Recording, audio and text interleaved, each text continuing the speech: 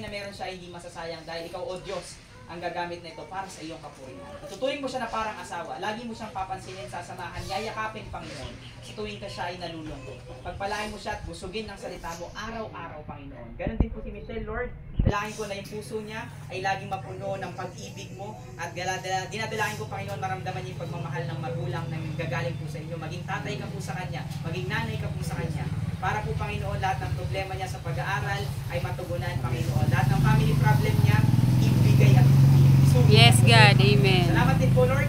Dinadalangin ko na patuloy kang maging tapat sa lahat ng mga nagiging tagumpay ni Teacher Steph. Marami pong mga kabataan na makakilala sa iyo dahil i-expose mo siya sa maraming estudyante. Yes, Lord. At gagamitin mo yan, Panginoon, para ang mga estudyante ay makakilala, hindi lang matuto ng Filipino, kundi magtutong maging makadiyos, makatao, makakalikasan at makabansa. Yes, Salamat po, Panginoon, sa DepEd core values. Salamat po, Panginoon, kung saan mo siya dadalhin para magturo.